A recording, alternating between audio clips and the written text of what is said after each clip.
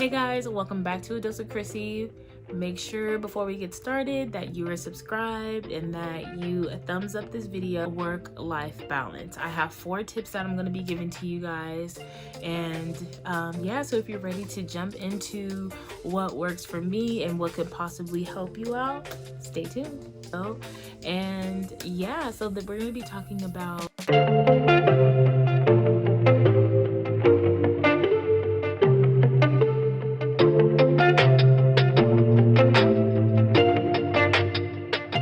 okay, so work-life balance or work-life school balance.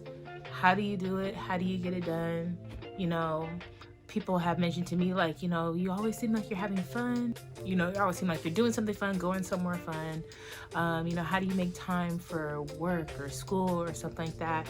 And I'm going to give you 4 tips that I use, that I still use. Disclaimer, I still use these tips. I'm still learning, growing, and glowing. So if these don't work for you, please don't come back in to come get me. But I definitely suggest trying out these 4 tips. So number 1 is to write it all out.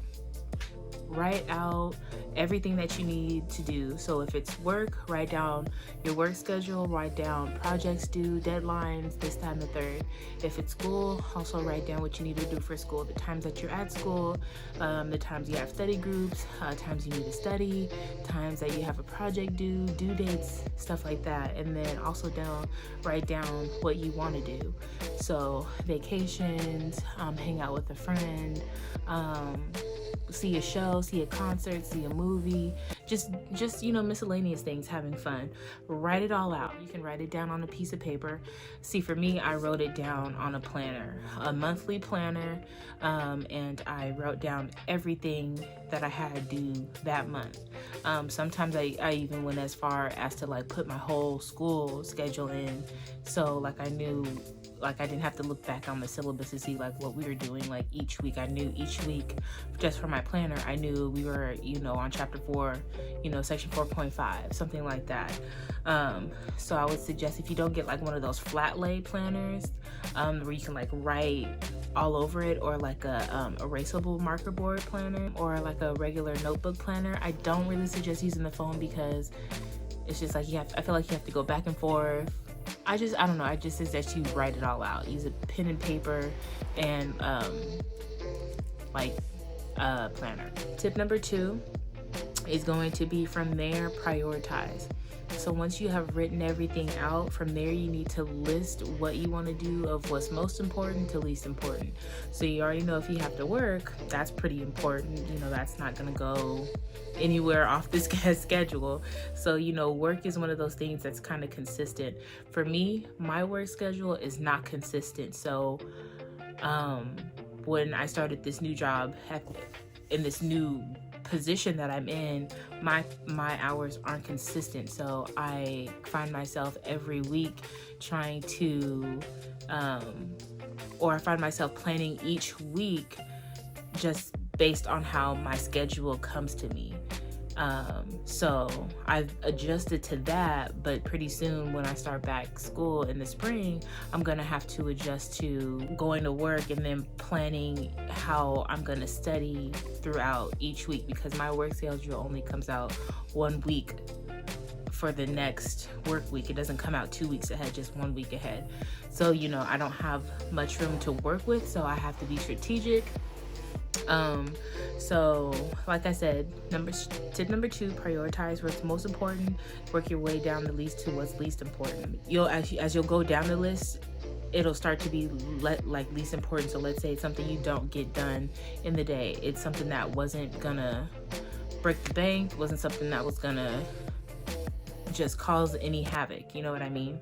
So it's something that can be saved for later or done the next day. And then tip number 3, discipline. Now, tip number 4 and tip number 3, I feel kind of interchange, and I'm going to give you number 4 as well, is execute. Now, why I say tip number 3 and 4 could probably interchange is because, well, 3 is discipline, And prioritizing causes you to discipline yourself, because when you know you have to work at a certain time, you know, you do everything to make sure you're well rested and ready to go for work. Or if you need to pack a lunch, you just making sure that you have everything you need to be successful for that day. If you have school, making sure you have everything you need to be successful for that day. If you have multiple things in a day, setting yourself up for success is gonna turn out to be the ultimate goal, but it's also what you'll start to do, because it's just like, okay, you know, I need to do these things. And why I say number 4 is execute is because you really just have to do these things.